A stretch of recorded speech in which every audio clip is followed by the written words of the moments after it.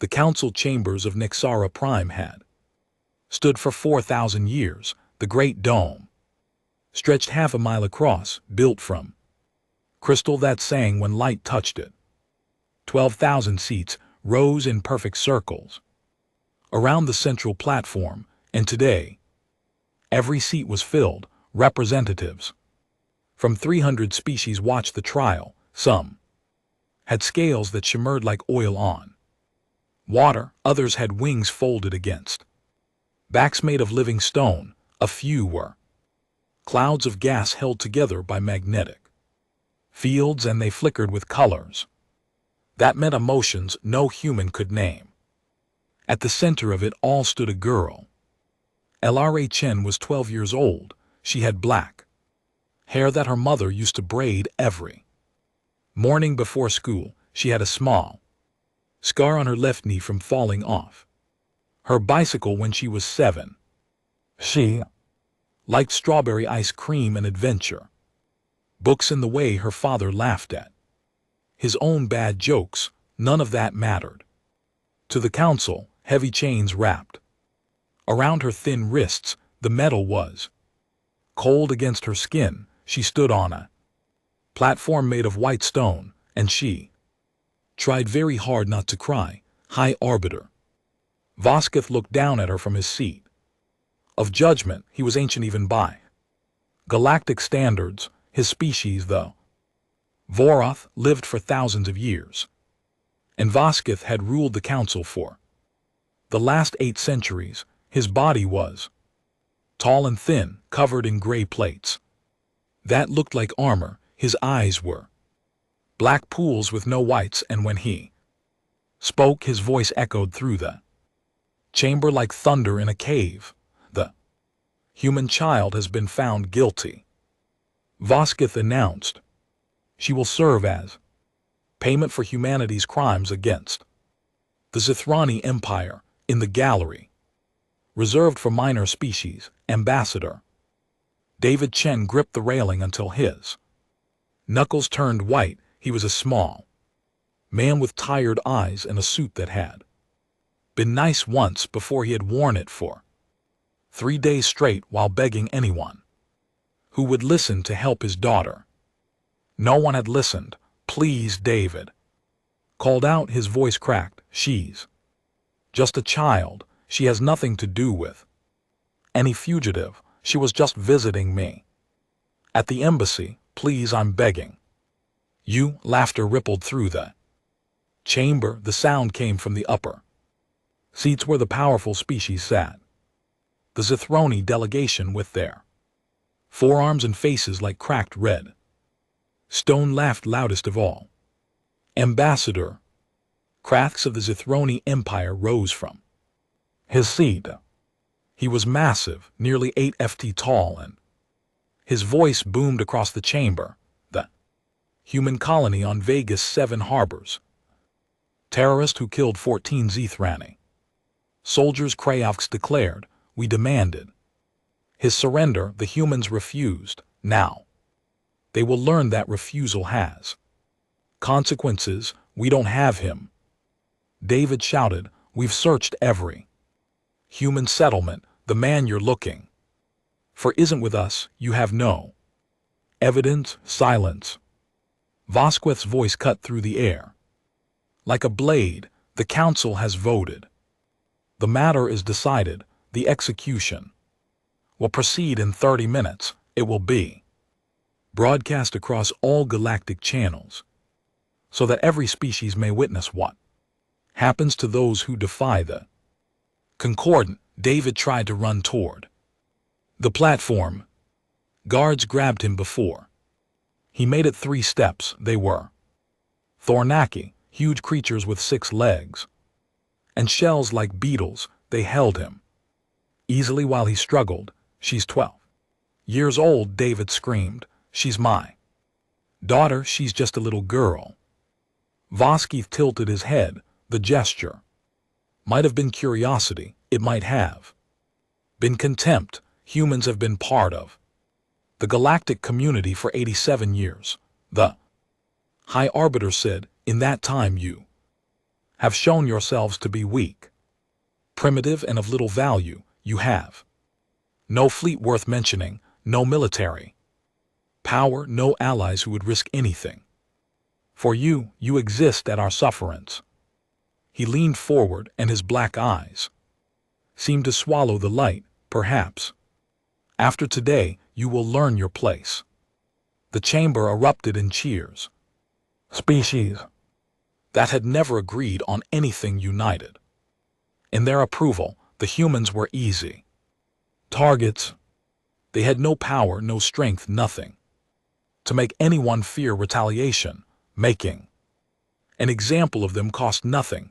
On the platform, LRA finally let the tears fall. She thought about her mother back on Earth, probably watching this on the news. She thought about her little brother who was only 8 and wouldn't understand why his sister wasn't coming home. She thought about all the things she would never get to do, but she didn't beg. Her father had taught her about dignity. He had told her stories about Earth's history, about all the times humans had faced impossible odds.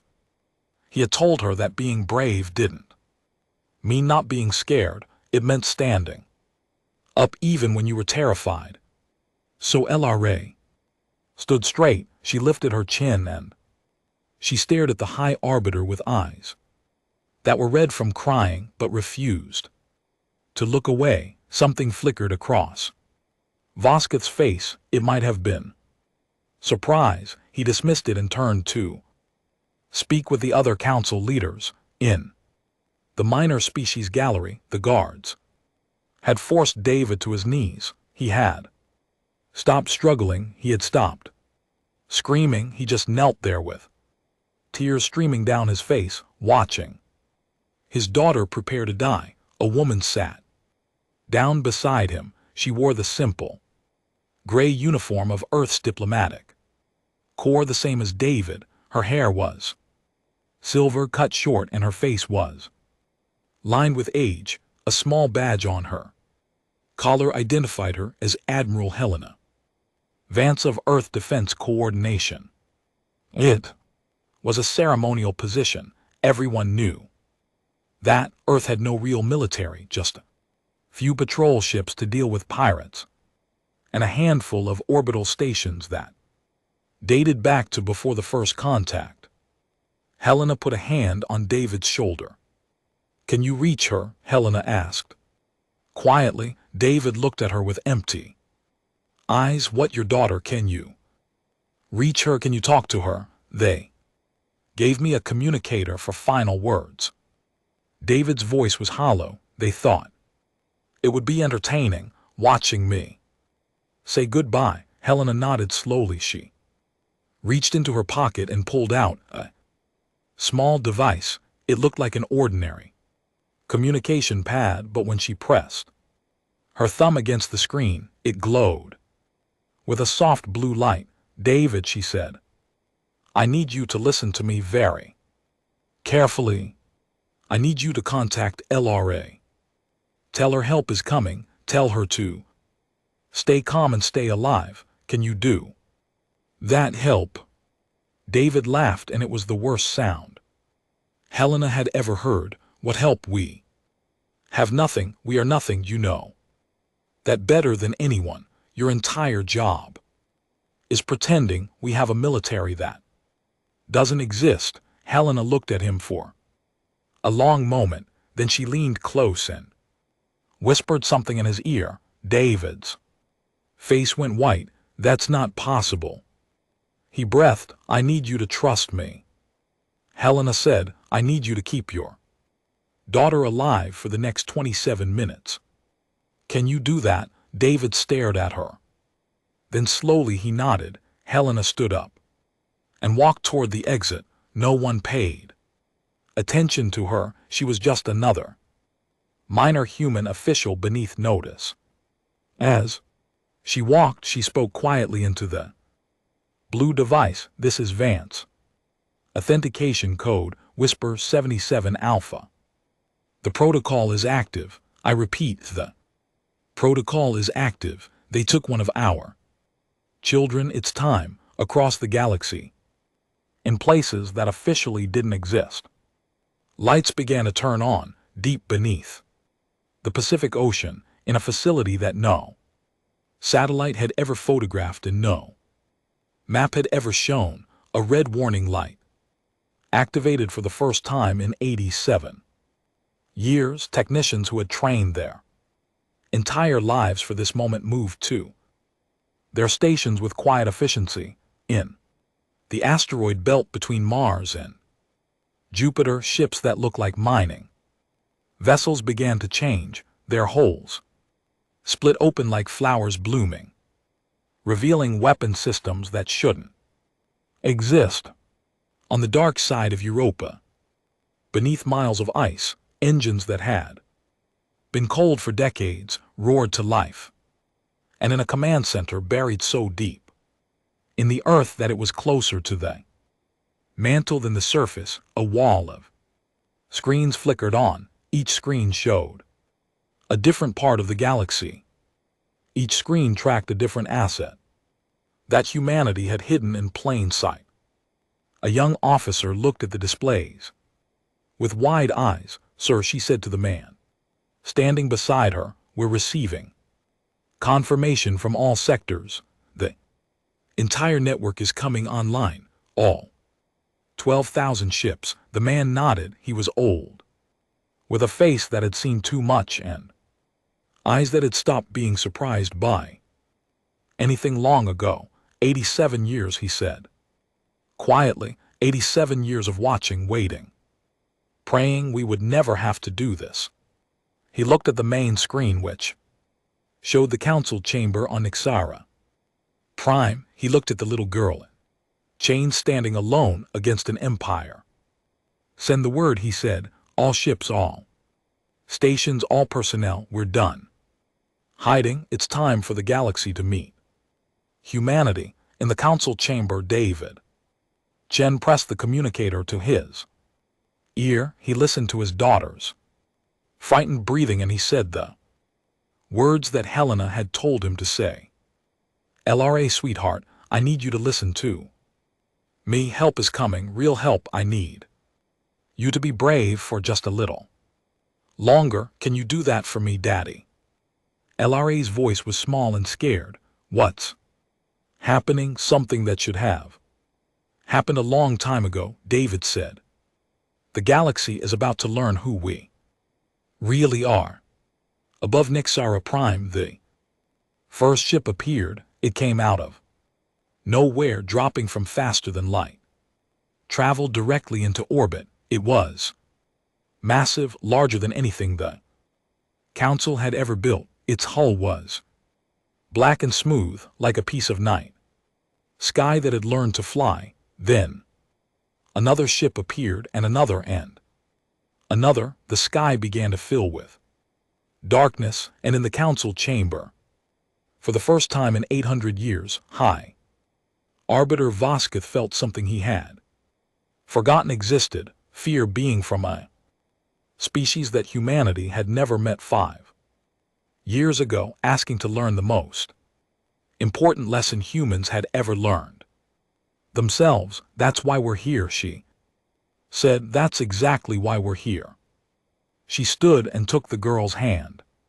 Together they walked through the memorial garden, past the stones of heroes who had given everything for this moment, toward a building where students from a dozen species were learning the history of a galaxy that had finally begun to change. Behind them, the red sands of Mars stretched toward a horizon that no longer felt threatening. Above them, stars glittered in a sky that had once seemed full of enemies, but now shimmered with possibility. Humanity had looked at the darkness between the stars and seen monsters, so they had become strong enough to face those monsters, and when the time came, they had proven that true strength was the courage to choose mercy. It wasn't the ending anyone had expected. It was better. The stars watched in silence as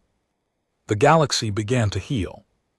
It hung in the sky above Nixara Prime like a moon that had decided to visit. Its hull was smooth and black, and it drank in the light of the system's star without giving any back. No one in the council chamber could look away from the viewing screens. Then the second ship appeared. It materialized beside the first, identical in size and shape. The space around it rippled like water disturbed by a stone, and then it was simply there, as if it had always existed. The third ship followed, then the fourth, then the fifth. High Arbiter Voskith gripped the arms of his chair, his claws, which had not extended in combat for 300 years, slid out without his permission. What is this? He demanded. Where are these ships coming from? His advisors scrambled at their stations. Screens flickered with data that made no sense. Every sensor on Nexara Prime was screaming alerts. We don't know. One of them stammered. The energy signatures, they're coming from human space, but we've never detected anything like this. The readings suggest technology at least 500 years beyond current galactic standards. That's impossible. Cavex of the Zithrani Empire snarled. The humans have nothing. We've monitored them for decades. They have freight ships and passenger vessels and a handful of patrol craft, nothing more. Respectfully, Ambassador, the advisor said, his voice shaking. What we believed and what we're seeing are very different things. The sky continued to fill. 10 ships, 20, 50, 100. They kept coming, dropping out of faster than light travel in perfect formation. Each one was a weapon of war unlike anything the galaxy had seen. Each one was proof that everything the Council knew about humanity was wrong. In the minor species gallery, David Chen watched the screens with tears still wet on his cheeks, but something had changed in his eyes. The despair was fading, replaced by something that might have been hope. Beside him, Admiral Helena Vance spoke calmly into her communication device. All units maintain formation. Do not fire unless fired upon. This is a rescue operation, not an invasion. Our target is one girl. Everyone else goes home alive if they let us. The council chamber had fallen silent. 12,000 representatives from 300 species stared at the screens, watching their understanding of the universe collapse. Ambassador Krathx was the first to recover. He slammed his fist against his chair. This changes nothing, he bellowed. These ships appeared from nowhere. We don't know if they're even real. They could be projections, illusions, some desperate trick by desperate species. The Council has voted. The execution proceeds. He turned to his military attaché. Signal our fleet. Tell them to intercept these human vessels. The eights hesitated. His face had gone pale. Ambassador, the Zithroni fleet in the system consists of 47 warships. The human vessels now number over 300, and more are arriving every second. Additionally what? Additionally, our ships are not responding. All communication with the fleet has been severed. We're receiving reports that the same is true for every military vessel in the system, regardless of species affiliation. Across the galaxy, similar scenes played out. In the Thornaki home system, admirals shouted orders that their ships couldn't hear. In the Voreth military command, technicians tried desperately to re-establish connections that had simply ceased to exist. In every corner of the conquered, every military fleet, every defense station, every armed vessel found itself cut off from Command, the humans had done something impossible. They had silenced the galaxy's military. With a thought, and still the ships kept coming, 500, 1,000, 2,000. They filled the space around Nexar Prime, like a second sky, darker than night and infinitely more terrible. The planets, defense platforms, the pride of the Concordance engineering, floated among them like toys in an ocean. Helena Vance nodded to herself. Patch me through to the main broadcast channel, she said. It's time to introduce ourselves. Every screen in the council chamber flickered. The image of the human fleet was replaced by a face. Admiral Helena Vance was not an impressive woman by galactic standards. She was small and old and entirely unremarkable. She wore a simple uniform with no decorations, except for a single patch on her shoulder, a blue circle with a white star at its center. But when she spoke, her voice carried the weight of 87 years of preparation. This is Admiral Helena Vance of the United Earth Defense Force, she said. I am addressing the Galactic Council and all species currently observing this broadcast. She paused, her eyes gray and calm, seemed to look directly at each viewer. 23 minutes ago, your council sentenced a 12-year-old human child to death. Her name is LRA Chen. Her crime was being in the wrong place. While your politicians played their games, you saw her apparent weakness and decided that killing a child would be an acceptable way to demonstrate your power. Helena's voice remained steady. She did not raise it. She did not need to. You were wrong about our weakness. You were wrong about many things. For 87 years, humanity has hidden what we truly are. We watched, we waited, we hoped that the galaxy would show us something worth joining. Instead, we learned what we needed to protect ourselves against. She leaned forward slightly. Behind me are 12,000 warships. Each one is more powerful than anything your combined navies can field. Each one represents a choice that humanity made long ago. We would never again be at the mercy of those who see kindness as weakness. High Arbiter Voss found his voice.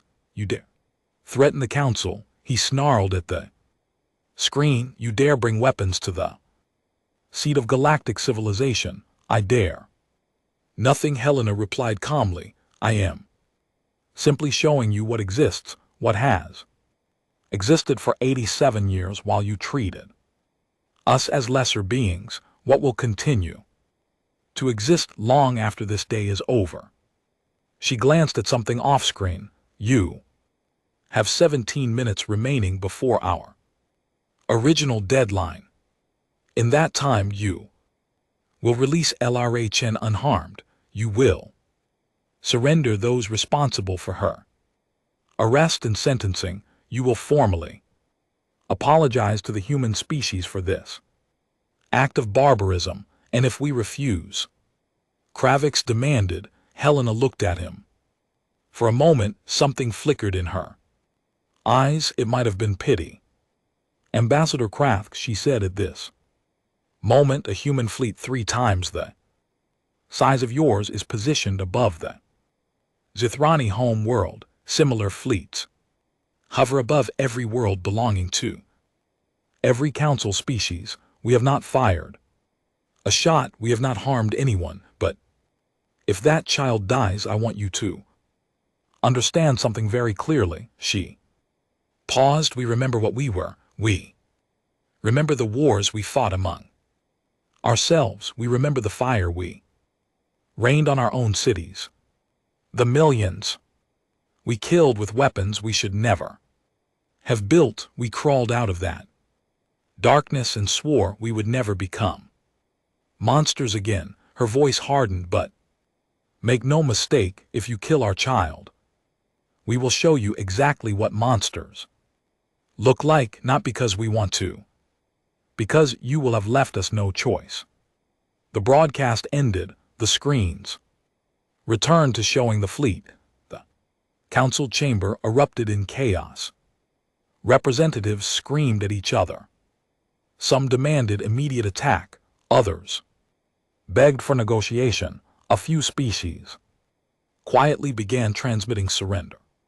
Offers unwilling to risk everything for the pride of their neighbors. High Arbiter Voskith sat frozen on his throne, his black eyes stared at nothing. 800 years. He had ruled for 800 years. He had crushed rebellions, absorbed empires, and bent the galaxy to his will. Never once had he felt what he felt now. The humans had been nothing.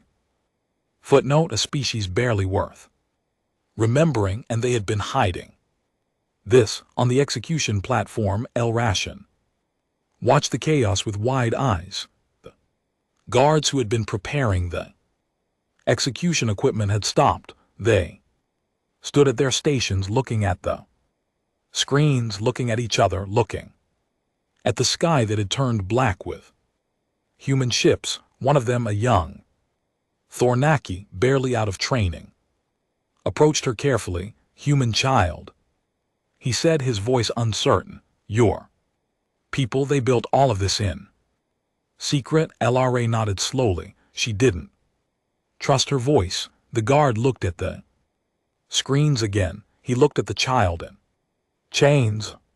Something changed in his posture. "I have a daughter," he said quietly. "She's about your age. If someone took her, if someone threatened to..." He didn't finish the sentence. He didn't need to. The guard reached down and unlocked the chains around LRA's wrists. The metal fell away with a heavy clang. "Go," he said. "Find your father. I will tell them you escaped. You'll get in trouble," Lyra whispered. Guard shrugged, a gesture that looked strange on his beetle-like body. "Maybe," he said, "but I want to be able to look at my daughter tonight. I want to be able to tell her that when it mattered, I did the right thing." LRA hesitated for just a moment, then she ran through the chaos of the council chamber, dodging between arguing representatives and panicked officials. She ran toward the minor species gallery, toward her father's voice calling her name. She ran as the galaxy watched in the sky filled with ships and everything that anyone had ever believed about humanity burned away like morning fog. And in the command center of the lead warship, Admiral Helena Vance watched a sensor blip moving through the council building. She allowed herself a small smile. "The target is on the move," she reported. "Ground team, prepare for extraction. We're bringing her home." 16 minutes remained. The galaxy held its breath. LRA ran through corridors that seemed to go on forever. The council building was a maze of crystal and stone, built for giants, and she felt smaller than she had ever felt in her life. Her legs burned, her lungs ached.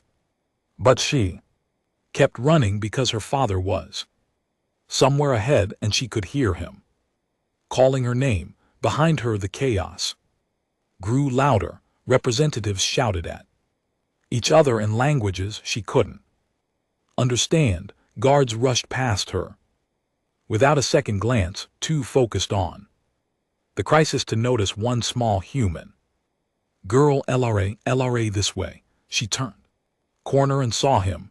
David Chen stood at the entrance to the minor species gallery, his arms open wide. She crashed into him at full speed, and he caught her and held her so tight that she could barely breathe. "I've got you," he whispered into her hair. "I've got you. You're safe now." LRA buried her face in her father's chest and finally let herself cry properly. All the fear and confusion and loneliness of the past 3 days came pouring out.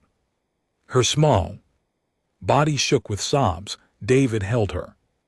Through it all, Admiral Helena Vance approached them quietly. She knelt down until she was at eye level with LRA.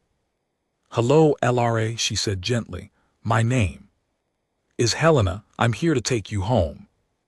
LRA looked up at her with red, wet eyes.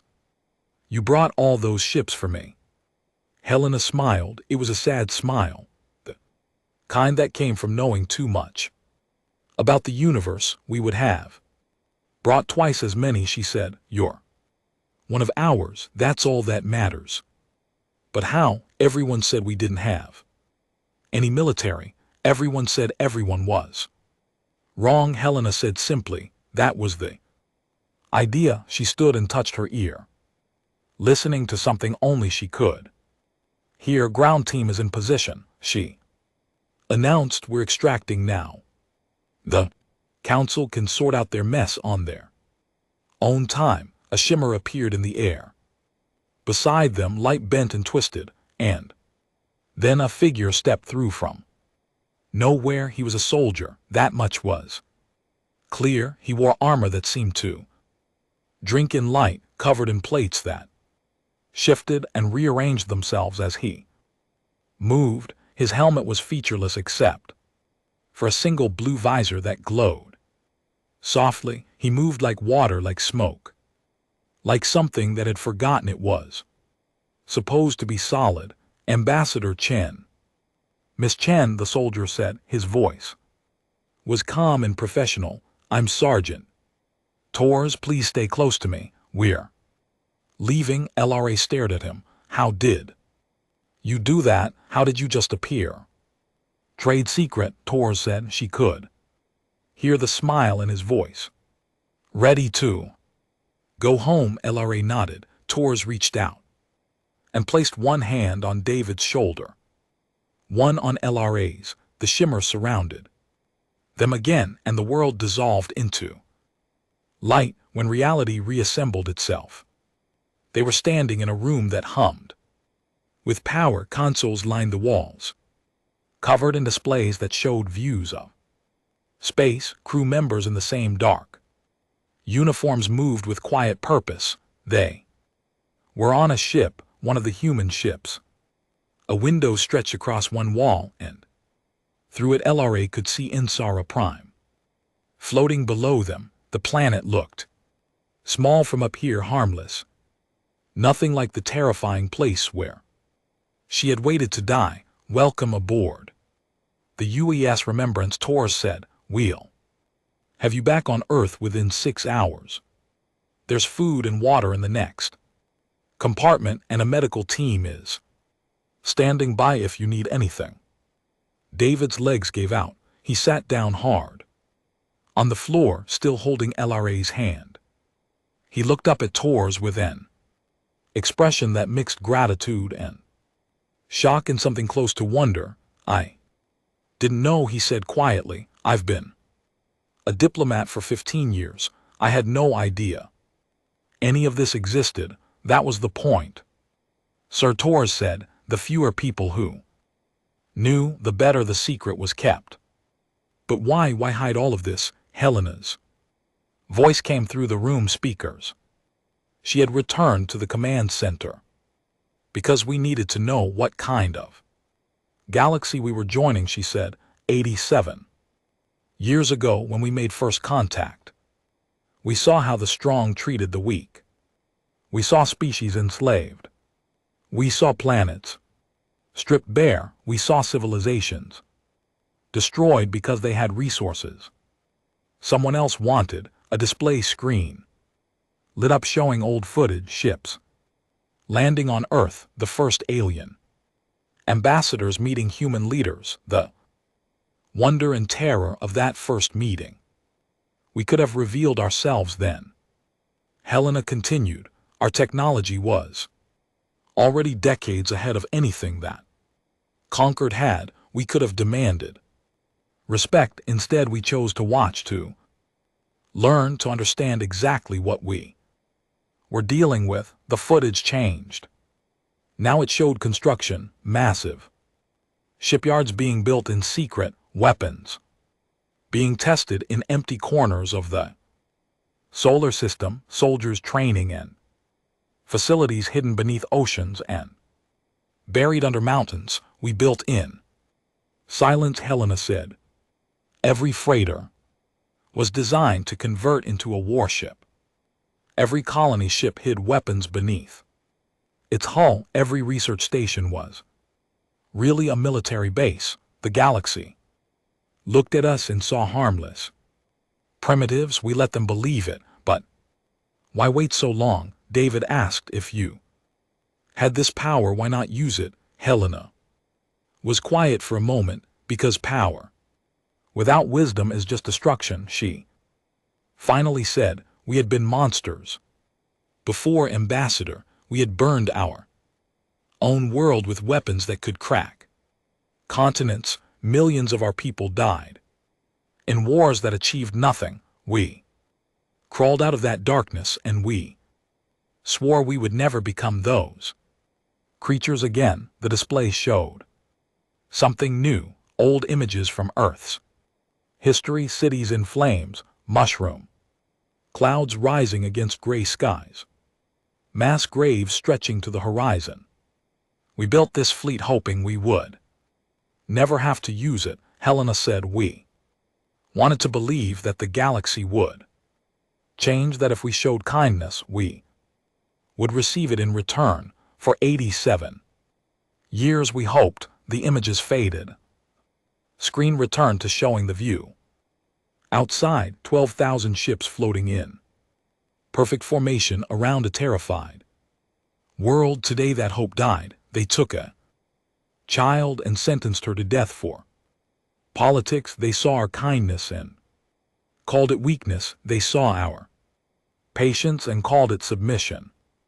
Helena's voice hardened. So now they see what we really are, not because we wanted this, because they left us no choice. In the council chamber below, chaos had given way to paralysis. High Arbiter Voskith sat motionless on his throne. His advisors spoke rapidly around him, but he heard none of it. His mind was caught in a loop, replaying the same thought over and over. 87 years. They had hidden this for 87 years. He had ruled the council for 8 centuries. He had believed he understood power. He had believed he understood strength. The Vorneth had conquered 100 worlds, built an empire that stretched across a quarter of the galaxy, and all along the humans had been watching, waiting, building something that made everything the Vorneth had achieved look like children playing with toys. High Arbiter, one of his advisors, dared to approach. The human fleet is requesting communication. They wish to discuss terms. Terms. The word was bitter in his mind. The council did not discuss terms. The council dictated them. What terms? Voskith managed to say they want. The advisor checked his data pad as if he couldn't believe what he was reading. They want those responsible for ordering the execution to surrender themselves. For trial, they want a formal apology broadcast across all galactic channels. And they want— he trailed off. They want what? They want nothing else. No territory, no resources, no trade concessions, just accountability for what happened today. Voskith stared at him. That's all, Ambassador. Krath pushed his way through the crowd. His red face was twisted with fury. This is absurd, he snarled. We do not surrender to threats. We do not apologize to lesser species. The Zithrani Empire has faced worse than this. Have you? A new voice asked. Everyone turned. A display screen had activated without anyone touching it. Admiral Vance looked out at them, her gray eyes calm and cold. Your home world is currently surrounded by 37,000 human warships, she said. Your Fleet is immobilized, your defense. Platforms have been disabled, in the time it took me to say that sentence, we could have reduced your capital to ash. She leaned forward. Ambassador Krath's I want you to understand something. I do not make threats. I have no interest in posturing or politics. I am simply telling you what will happen if you do not comply with our requests, and if we fight back. Helena's expression didn't change. Then you die, all of you. Your species ceases to exist, and when it's over, we will rebuild and move on. And within 100 years, no one will remember that the Zithrani ever lived. She let that sink in, or she continued. You can give us justice for what you tried to do to our child. You can acknowledge that what happened today was wrong, and you can walk away from this with your worlds intact and a lesson learned. The screen flickered, and suddenly it showed something else. Room on the human ship. Ambassador David Chen sat on a simple chair, his daughter curled up beside him with her head on his shoulder. She had fallen asleep, exhausted from fear and relief. David stroked her hair gently, his eyes wet with tears. This is what you tried to destroy, Helena said quietly. A father and his daughter, a family. This is what you thought was acceptable collateral in your political games. The image held for a long moment. You have 9 minutes left, Helena said. Use them wisely. The screen went dark in the silence that followed. High Arbiter Voskith made a decision that would echo through galactic history. He rose from his throne. Clear the chamber, he said quietly. All representatives, return to your delegations. Emergency session is suspended. High Arbiter Krathvex began. The decision is made, Voskith said. He turned to face the Zithrani. Ambassador, you may have started this, but I allowed it. I wanted to make an example of the humans. I wanted to show the galaxy that the Council's word was absolute. I was willing to kill a child to prove a point. He looked at his own hands. They were shaking. I was wrong. And now we all pay the price for my arrogance. He walked toward the main communication console. His movements were slow, heavy, as if gravity had increased just for him. Open a channel to the human fleet, he said. Tell them we accept their terms, all of them. High Arbiter, you cannot. I can and I will. Voskith turned back to face Crafts. Today we learned something important. Ambassador, we learned that the universe is much larger and much more dangerous than we ever imagined. We learned that our power was an illusion, and we learned that kindness is not weakness. He looked up at the ceiling as if he could see through it to the ships waiting above. The humans chose mercy. For 87 years, they could have crushed us at any time. Instead, they waited, hoping we would become better than we are. His voice dropped to almost a whisper. Today, we showed them exactly what we are. I suspect we will spend the rest of our lives regretting it. The channel opened, and the galaxy listened. As the High Arbiter of the Galactic Council surrendered to a species that had been considered nothing at all, the surrender was broadcast across every channel in the galaxy. Billions of beings watched High Arbiter Voskith bow his ancient head and speak words that no council leader had ever spoken. Before he admitted fault, he accepted responsibility. He surrendered those who had ordered the execution, including himself, to face human justice. When it was over, the silence stretched across 100,000 worlds. On the UES Remembrance, LRA Chen had woken up. She sat with her father in a small observation room, watching through a window as the human fleet began to reorganize. Ships that had filled the sky were now moving into new patterns, creating corridors for traffic, establishing perimeters around the planet below. Admiral Helena Vance entered the room. She looked tired. There were new lines around her eyes that hadn't been there that morning. "It's done," she said quietly. "Council has surrendered. The individuals responsible are being transported to a secure location for trial. The crisis is over." David looked at her. "Is it? We just revealed ourselves to the galaxy. Everything changes now." "Everything was always going to change," Helena said. "Today just decided how." She sat down across from them. "May I speak with your daughter?" David hesitated, then nodded.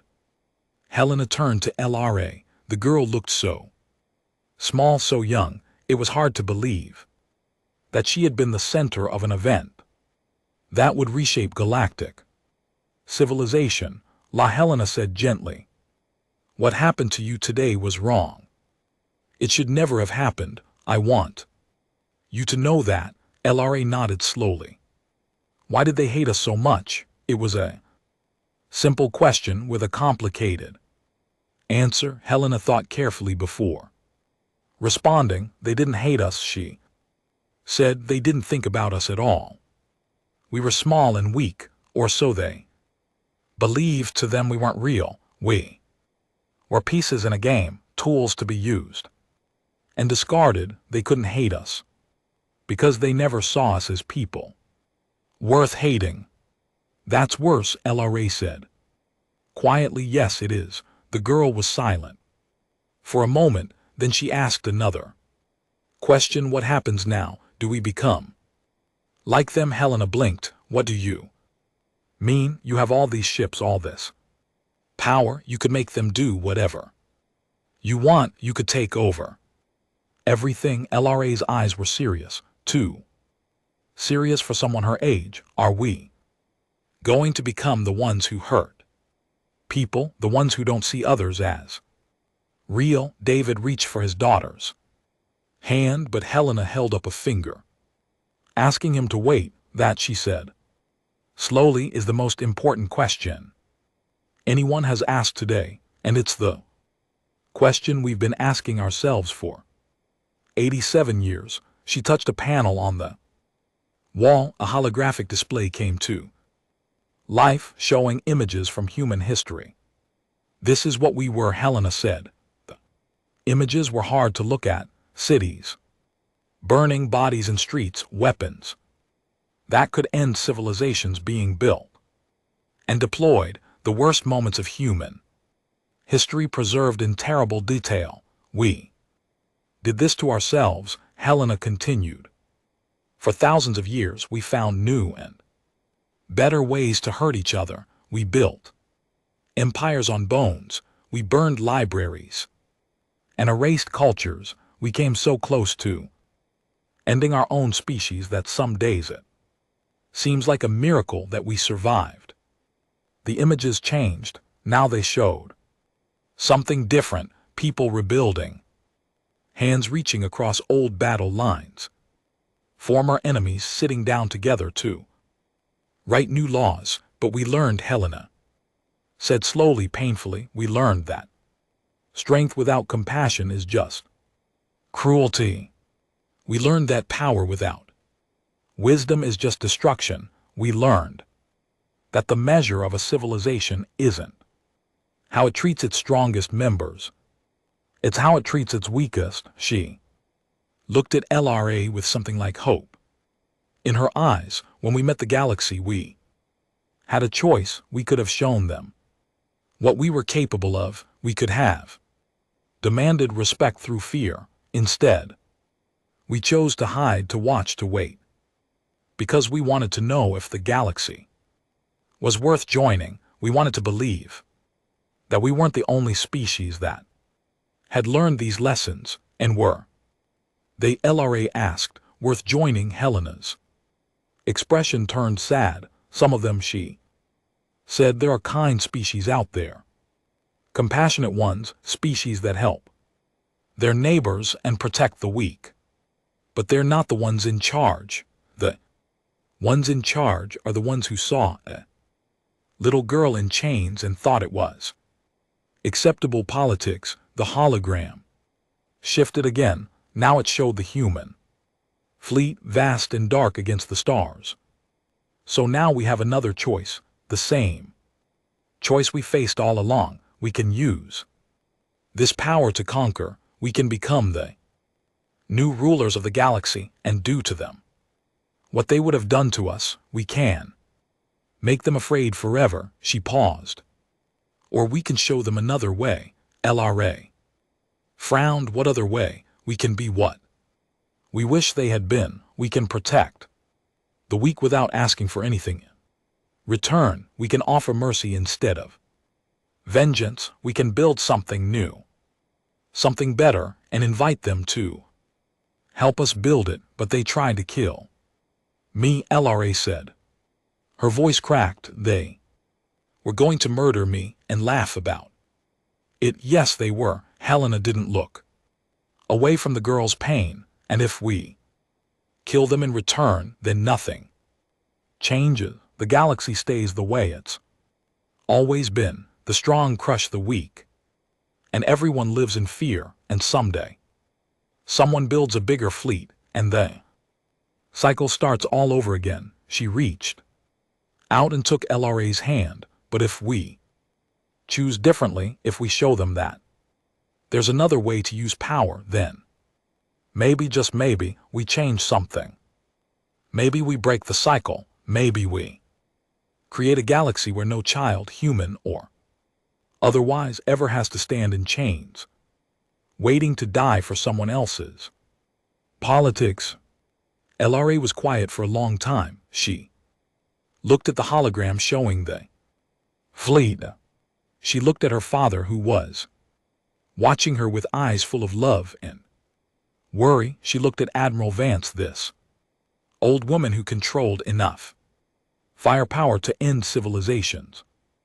My grandmother used to tell me stories, LRA finally said, about the bad times on Earth, the wars and the famines and all the terrible things people did to each other. She said the hardest part of getting better wasn't winning fights. It was learning how to stop fighting. Your grandmother was wise, Helena said. She said that anyone can destroy. It's easy to break things, but building something that lasts, something good, something worth protecting, that's hard. That takes real strength. LRA squeezed Helena's hand. I think she was right, the girl said.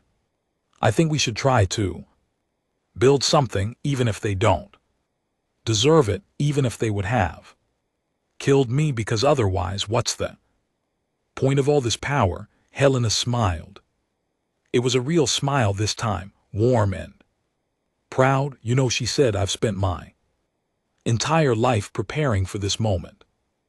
Decades of planning and building and worrying about what we would do when the time came. And in the end, the answer comes from a 12-year-old girl. She stood up. I need to speak with Earth's leadership. There are decisions to be made about what happens next, but before I go, I want you to know something. She looked at LRA with an expression that was almost maternal. What you just said, that's why we're worth saving. That's why humanity, with all our flaws and all our history, still deserves to exist. Because even after everything, we can still raise children who believe in mercy. Helena walked toward the door, then paused. Ambassador Chen, she said, your daughter is going to be famous. After today, the girl who almost started a war and instead helped end one. People will want to hear her story. They'll want to use her as a symbol. David stood up, placing a protective hand on Lara's shoulder. She's 12 years old. She's not a symbol, she's my daughter. I know, and I'll do everything in my power to protect her privacy if that's what you want, but I'm telling you now, because you should prepare for what's coming. The galaxy just changed, and LRA is at the center of it. That's not something that goes away. She left. David and LRA sat together in silence, watching the fleet through the observation window. Ships moved like schools of fish, dark shapes against the bright backdrop of space. Dad, LRA said quietly, yes, sweetheart. Are you angry at them, the people who tried to hurt me? David thought about it. He thought about the terror of the past 3 days, the helplessness, the rage that had burned in his chest when he realized that no one would help him, that his daughter would die because of politics and power, and all the cruelty that he had spent his career trying to navigate. Yes, he said honestly, I'm very angry, but you don't want to hurt them back. I didn't say that. He pulled her closer. Part of me wants to watch every single one of them suffer. Part of me wants them to feel what I felt, to know what it's like to be powerless while someone threatens your child, but that part of me isn't the part I want to listen to. Because if I become like them, then they win. Even if I destroy them, they win. The only way to really beat them is to be better than they are. LRA nodded. Slowly, Grandma would have said the same thing. She said, yes, she would have. They sat together as the fleet repositioned and the galaxy held its breath. And somewhere far below, the leaders who had tried to make an example of humanity waited to learn their fate. The choice was made. Now came the hard part, keeping it. 1 year had passed since the sky turned dark with human ships. The galaxy was not the same. It could never be the same. But what it had become was something that no one, not even the humans themselves, had expected. The new council chamber was smaller than the old one. It had been built on a human station orbiting Earth. A deliberate choice that reminded everyone of what had changed. The seats were arranged in a circle with no elevation. No species sat higher than any other. LRA Chen, now 13 years old, stood at the center of that circle. She had grown in the past year, not just in height but in something harder to measure. There was a steadiness in her eyes that hadn't been there before. Quiet confidence that came from surviving something terrible and choosing to become better because of it. Ambassador David Chen sat in the human delegation section, watching his daughter with a complicated mixture of pride and worry. She was too young for this. She had always been too young, but the galaxy wanted to hear from her, and she had wanted to speak. Thank you for allowing me to address this assembly, LRA said. Her voice was clear and strong. It carried to every corner of the room. 1 year ago I stood in chains in a chamber very different from this one. I was told that I was going to die, not because I had done anything wrong, but because powerful people wanted to send a message. They wanted to show the galaxy that humanity was weak, that we could be hurt without consequence. She paused, letting the silence stretch. They were wrong about many things that day, but the biggest thing they were wrong about wasn't our strength. It was what we chose to do with it. Around the chamber, representatives from 300 species listened. Some of them had been in the old council. They remembered their shame, their terror, the moment when everything they believed about the universe had collapsed. Others were new, elevated to power in the chaos that followed. They had inherited a change galaxy and were still learning what that meant when our ships filled the sky. Above Nexar Prime, LRA continued, we had the power to destroy everything. We could have burned the council and everyone in it. We could have conquered every world that had looked down on us, enslaved every species that had called us primitive. We could have become exactly what they feared. She shook her head. Instead, we chose something harder. We chose justice instead of revenge. We chose accountability instead of annihilation. We chose to show the galaxy what humanity really believes. That the measure of strength is not what you can destroy, but what you choose to protect. In the section reserved for former council leaders, High Arbiter Vosketh sat in chains. He had been tried by a mixed court of human judges and representatives from species that had suffered under council rule. He had been found guilty of ordering my execution, along with dozens of other abuses of power stretching back centuries. His sentence was not death. The humans had refused to execute anyone, even him. Instead, he would spend the rest of his very long life serving the species he had once oppressed, building homes for refugees, teaching history to children, learning slowly and painfully what it meant to help rather than harm. Some said it was too lenient, others said it was too cruel. Vosketh himself said nothing. He simply watched the girl he had almost killed speak about the future he had almost prevented. The past year has not been easy, LRA said. Chain never is. Old powers have fallen. New relationships are being built. There is anger and fear and uncertainty throughout the galaxy. Many species still don't trust humans. Many humans still don't trust the galaxy. She smiled slightly. That's okay. Trust takes time. What matters is that we're trying. She gestured and a holographic display came to life behind her. It showed a galaxy map covered in glowing markers. Compact of Protected Peoples has been signed by 217 species. Under this agreement, any being anywhere in the galaxy can appeal for human protection. If they face oppression or violence, we ask nothing in return. We gain no territory, no resources, no political power. We simply promise that no one who asked for help will be turned away.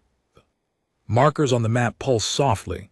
Each one represented a request for assistance. Some were from entire planets seeking protection from aggressive neighbors. Others were from small groups, even individuals who had nowhere else to turn. In the past year, human ships have responded to over 4,000 appeals. LRA said, we have stopped wars. We have prevented genocides. We have rescued the helpless and held the powerful accountable. Not a single human weapon has been fired in anger. Not one. She let that sink in. Our critics say we're naive. They say that eventually someone will test us and we'll have to choose between our principles and our safety. They say that power always corrupts and sooner or later humanity will become just like the council we replaced. Her voice hardened. They're wrong, not because we're better than anyone else, not because humans are special or chosen or superior. We've proven throughout our history that we're capable of terrible things. We've burned our own world and slaughtered our own people. We know exactly how easy it is to become monsters. She straightened her shoulders. But we also know how hard it is to climb back out of that darkness. We know what it costs to learn compassion. We know that the choice to be good isn't made once. It's made every single day, over and over, especially when it's hard. especially when it would be easier to give in to anger and fear. The chamber was utterly silent 1 year ago when I was standing on that execution platform. I was more scared than I've ever been in my life, but I wasn't scared of dying.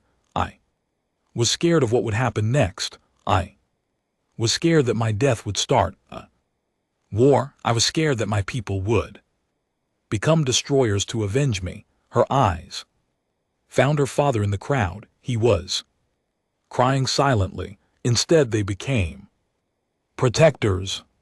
They showed me and they showed the galaxy that there's another way to be strong, not through conquest, not through domination, through the willingness to help those who cannot help themselves and to show mercy to those who don't deserve it. She turned to face Voskith directly. The ancient arbiter met her gaze with eyes that had lost their arrogance. High Arbiter, she said, you ordered my death. You watched while I stood in chains and you felt nothing. You saw a little girl and you saw a political tool, nothing more. Voskith bowed his head. But I'm still here, LRA continued. I'm alive and I'm free, and I'm standing in a chamber where your voice has no more weight than mine. That's not because we destroyed you.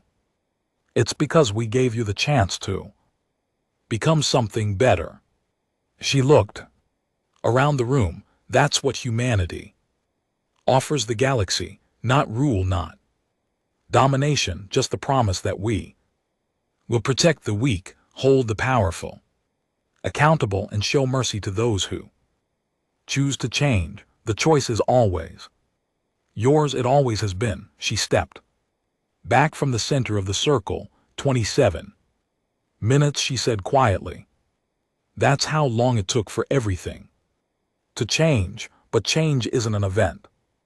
It's a process. It continues every day. With every choice we make, every hand we extend, every chance we give to those who wronged us. Her voice rose. The galaxy turned 1 year ago, but it keeps turning, and the direction it goes from here is up to all of us together. She walked back to the human section and sat down next to her father. David put his arm around her and held her close. The applause started slowly, a few representatives, then more, then the entire chamber. Species that had been enemies for millennia stood side by side and celebrated something new, something fragile, something worth protecting. High Arbiter Voskis did not applaud, but he watched LRA Chen with something in his ancient eyes that might have been respect, or perhaps it was hope. Outside the station, the human fleet hung in the darkness. 12,000 ships still ready, still watching, but their weapons were cold. Their purpose had changed. They were no longer instruments of war. They were guardians, and in schools across a 100,000 worlds, children learned a new story. The story of a little girl who was sentenced to die, and a species that came to save her. The story of a choice made in the darkest moment to be better than those who would destroy them. The story of how the galaxy turned, not through fire but through mercy. 1 year later, LRA Chen returned to Nexara Prime. She walked through the council chamber where she had once worn chains. She stood on the platform where she had waited to die. A memorial had been built there, not to her but to all the beings who had suffered under the old council.